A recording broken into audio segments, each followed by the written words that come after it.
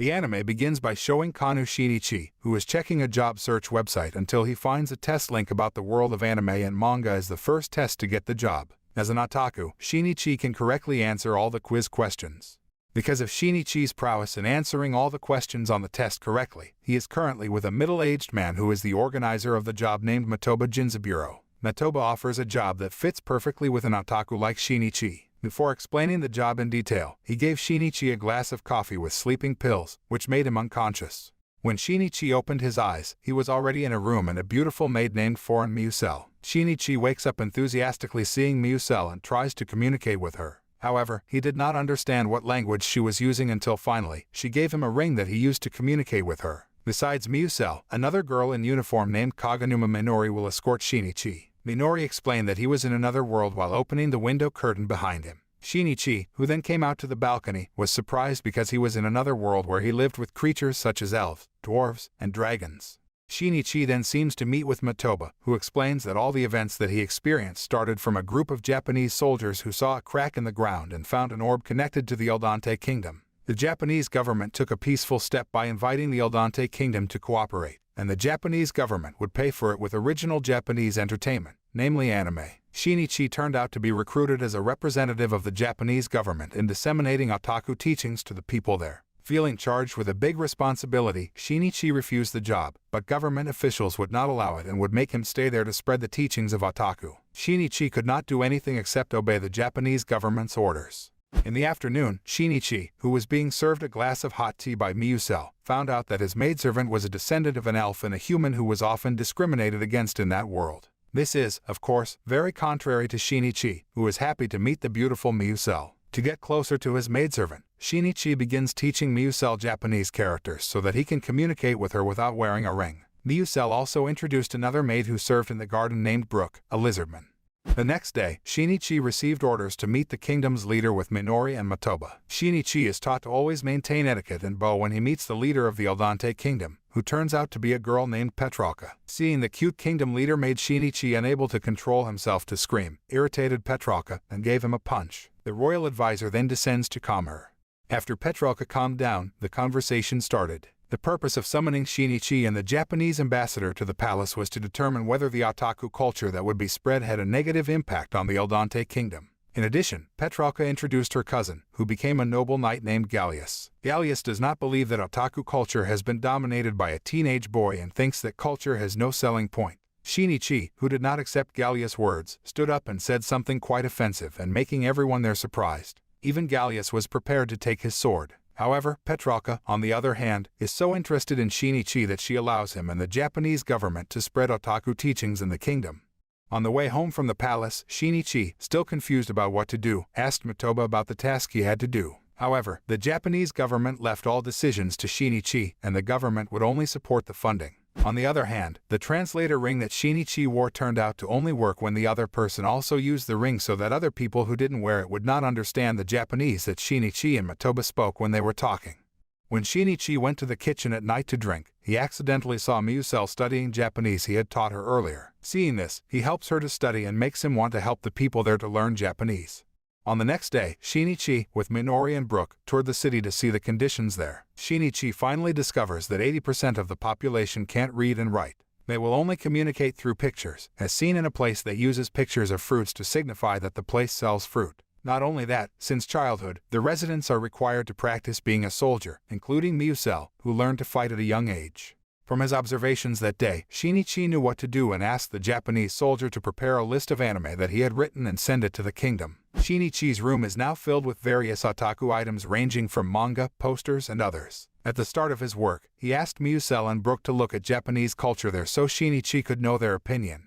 At the same time, Petralka came with the royal advisor to see the progress of Shinichi's work. Because of Petralka's curiosity, she opened a manga in a language she didn't understand but understood the storyline in the manga because of the pictures, which made her interested in seeing the story. When Shinichi opened the continuation of the manga, he discovered that Miusel was a very fast learner, and even she already understood some Japanese writing in the manga. Seeing this, Petralka felt rivaled by a waitress, so she got angry and climbed onto the table. She starts berating Miusel for her race after the elves and asks her not to show her face in front of Petralka. The frightened Miusel could only stand there in silence. When Petralka was about to throw a bun at Miusel, an angry Shinichi stopped her. Petralka, who saw Shinichi's face looked very angry, was silent. Shinichi explained that it was never differentiated based on race in Japan because everyone had the same rights. Petralka and her kingdom, which has adhered to the system of distinguishing races, certainly can't accept his explanation. However, Petralka finally asked Shinichi to teach her Japanese instead. A month has passed since Shinichi arrived in the Eldante kingdom. Now Shinichi has made a windmill generator to supply electricity to his newly built school, which is intended to teach all races in the kingdom, including elves and dwarves, to get to know Otaku culture. Shinichi's success certainly cannot be separated from the help of Petralka as the kingdom leader. On the other hand, a group of robed people was watching their movements from a distance. While waiting for his school to be completed, Shinichi begins to teach the noble children and Petralka about Otaku culture. After all the students went home, Petralka, who still wanted to be alone with Shinichi, talked about the hidden purpose and those who tried to get close to him. She said she didn't see any hidden purpose in him, so she was interested in him. During the chat, Shinichi suddenly annoyed Petralka by mentioning Miusel's name, so she decided to go home.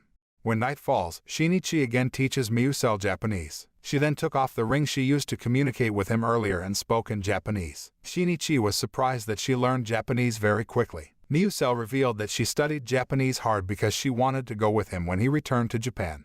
After some time passed, the construction of the school was finally completed and ready for use. Petralka, who wants to monitor her progress, comes to school to meet Shinichi. However, because he seemed to care more about Miusel than her, Petralka finally revoked the title of Shinichi's personal servant. At the same time, a group of people in cloaks arrived and captured and held Petralka hostage, causing the school to become chaotic.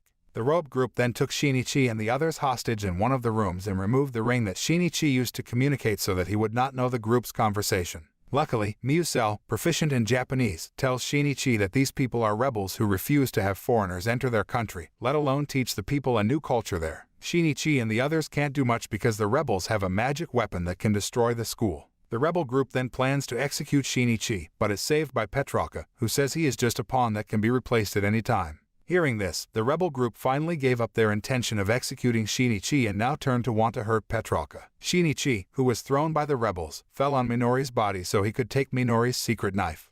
Outside the school, the royal troops led by Gallius had been on standby and surrounded the school, so there was no chance for the rebels to escape further. However, because they did not know what the conditions were in the school, Gallius and his troops just waited and stood there.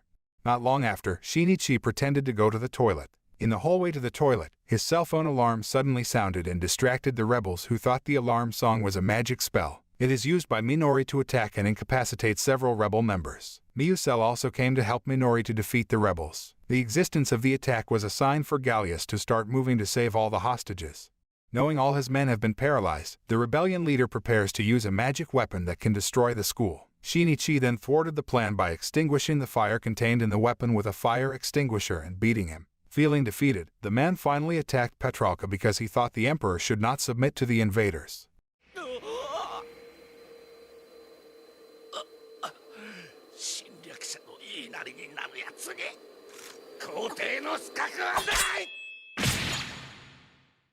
The attack was blocked by Miusel, so her body was injured until she was unconscious. Because of that, Petralka became sympathetic to Miusel because she was willing to sacrifice for the person who had insulted her. In a room, Miusel is seen lying weak due to an attack from the rebels. The healers and Petralka were also seen in the room. When Shinichi came, he saw Petralka crying and thought that Miusel couldn't be saved. However, it turns out she is crying about a dead chef fish. 1 month later, after Miusel's condition completely recovered, she returned to work at Shinichi's house. Meanwhile, schools began to open the next day. Shinichi and Minori arrive at a class of various races. However, there was tension between the elf and dwarf races considering that the two races hated each other. In class, Loic, the representative of the elves, is fighting with Romalda, the representative of the dwarf nation. After that, Minori, who had gotten used to the situation, so they all calmed down and sat down at their seats. Afterward, the class finally started. Shinichi, as the principal, started the lesson with the material Zedai Ryoiki, or a discussion about the limitations of skirts and socks worn by women. Minori, who thinks that the lesson is not worth giving, then takes over the class by teaching the material Otoko no Ko, or a man who has a feminine appearance and behavior. In the afternoon, at home, Minori saw signs of intruders around Shinichi's house, which upon inspection, turned out to be a half-wolf girl named Elbia. Elbia was taken to the house and interrogated about her arrival. Elbia admits that she is a painter. However, Minori didn't believe it because she thought that Elbia was a spy sent by a neighboring kingdom on purpose. Finally, Elbia was handed over to the royal side to undergo a more in-depth interrogation. Shinichi, who could not bear to catch Elbia, finally came to the palace with Minori and Miusel the next day. Shinichi goes to Petralka and asks her to forgive Elbia because he wants to appoint Elbia as his employee, who will help him to draw anime illustrations with her abilities. In fact, Shinichi insisted on proving that Elbia was not a spy. However, when Elbia is asked a question, her answer shows she is a spy. Shinichi, who did not lose his mind, then asked Petralka to keep Elbia alive, and the report that Elbia sent to the enemy kingdom was a report that had been manipulated to keep the Eldante kingdom safe. The proposal was then approved by the royal advisor and Gallius so that Petralka could not refuse Shinichi's request and let Elbia be under his supervision. At night, Shinichi sees Elbia's extraordinary drawing talent. She explains that she draws to restrain herself, which sometimes gets out of control due to her hunting instincts. Returning to Shinichi's routine of teaching at school, he is currently teaching another lesson about how to play the Gouge game, a dating simulation game with anime graphics. Apparently, all the students seemed interested in the lesson, so they seriously paid attention to it. When returning home, Shinichi saw Miusel carrying a pile of Elbia's dirty clothes. At dinner, Elbia did not join, so Shinichi came to her room. At that time, he was surprised because she was drawing him. Elbia, who knew Shinichi had entered, chased him away and glared at him. In the following days, Shinichi kept thinking about Elbia's gaze, making him think she was an assassin. Even his fear makes Shinichi dream that Elbia will kill him. When he opened his eyes, Shinichi was even more surprised because Elbia was in front of him, and he screamed, making Minori and Miusel come to his room. However, the two of them returned after seeing Shinichi's good condition. Apparently, Elbia's strange behavior was caused by the full moon, which made the werewolf instincts stronger, including Elbia, who became increasingly obsessed with Shinichi. Finally, he understood after she explained all these things. At school, the conflict between the elves and dwarves happened again, and now they were arguing about the best manga, in their opinion. The two groups revealed the advantages of their respective nations, namely the elves, who are adept at using magic power, and the dwarves, who have extraordinary powers. After that, Shinichi was seen checking a shipment from Japan and accidentally found a soccer ball which turned out to be an order from Minori. Suddenly, Elbia grabbed the ball and played with it because she liked round objects. While Shinichi was watching Elbia play, he had the idea of holding a soccer match. Shinichi came to the palace and conveyed his proposal because a friendly football match could increase the sense of solidarity among all people. He informed them that the Japanese government would sponsor the match by providing a field and prizes for the winners in the form of the latest consoles. The group of elves and dwarves who participated in the match started to get busy practicing and learning soccer. The elves tried to find references by watching the Inazuma 11 anime while the dwarfs read Captain Tsubasa's comics. The day of the football match arrived, witnessed by Petralka and documented by the Japanese army. Meanwhile, Shinichi, who became the match referee, blew the whistle signaling the start of the match. A few minutes after the match started, the dwarves team managed to score and easily countered the elf team's strategy. In the first round, the match was won by the dwarf team with a score of 50 for the dwarf team and 0 for the elf team.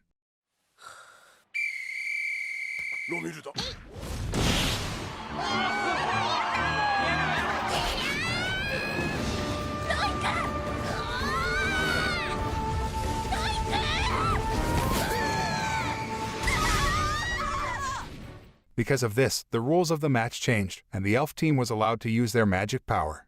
After the field was repaired, the second half of the match began. Even the elf team that was allowed to use magic easily blocked the opponent's shot and scored a goal.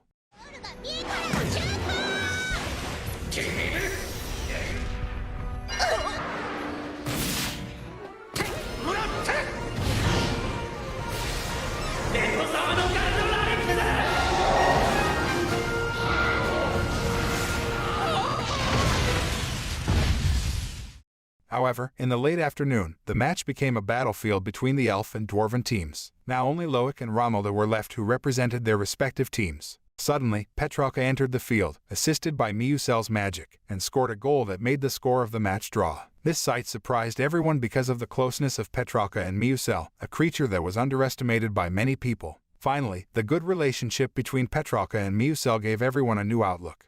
Sometime later, Shinichi was seen protesting to Matoba because the Japanese government made many shipping errors and did not comply with the order. He asked Matoba to return himself to Japan to buy his own manga that he wanted. Shinichi said that he was willing to take sleeping pills like when he came to the Eldante kingdom for the first time. Matoba agreed to his request.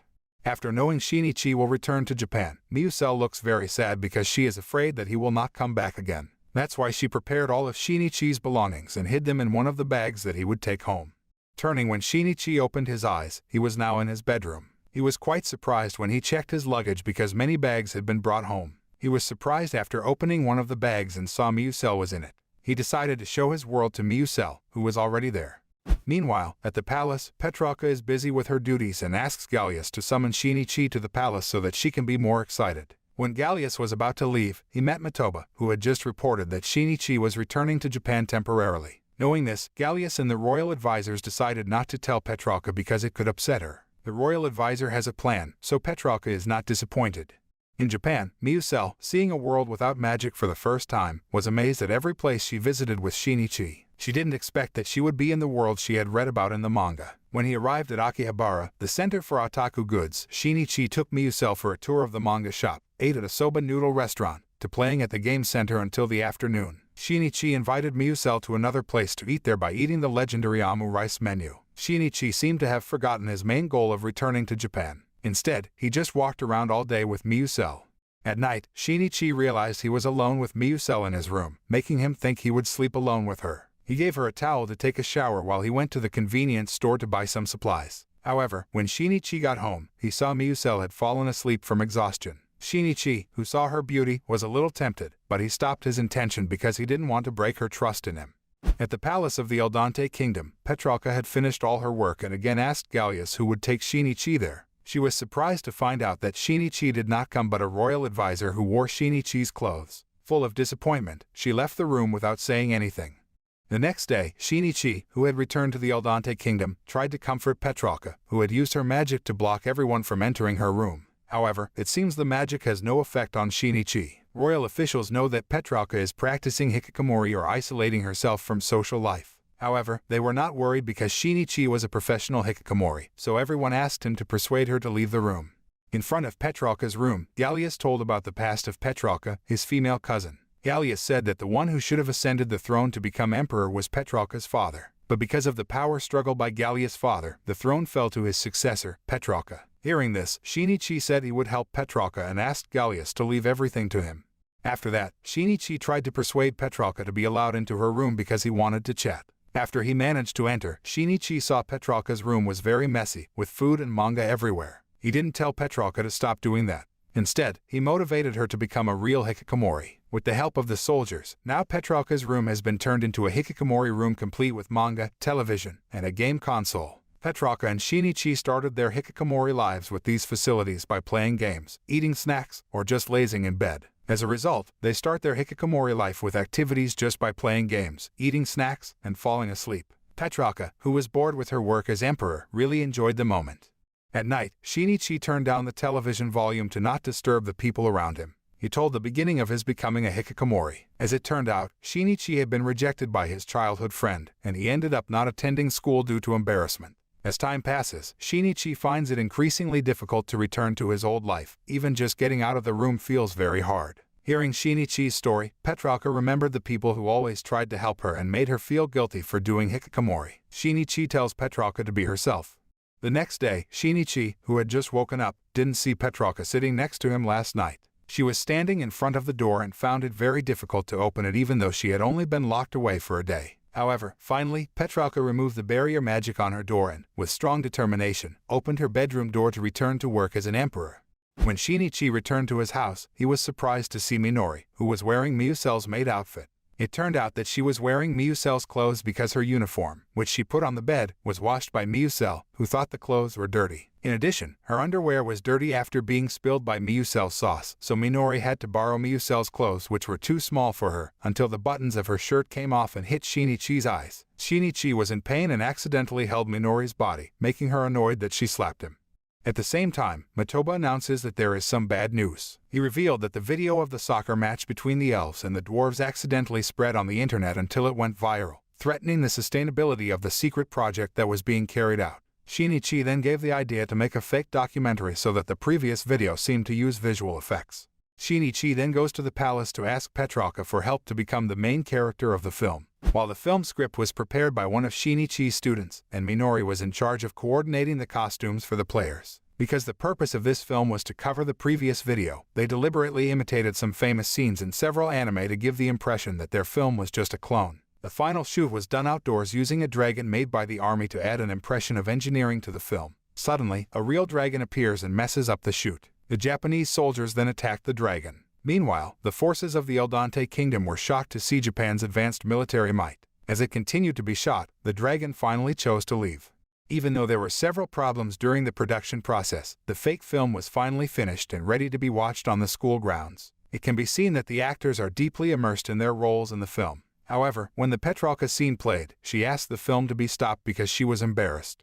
In the following days, Shinichi felt strange because the anime sent to the Eldante Kingdom was decreasing. This makes many students fight over each other and even residents who prefer to fight over fighting over anime.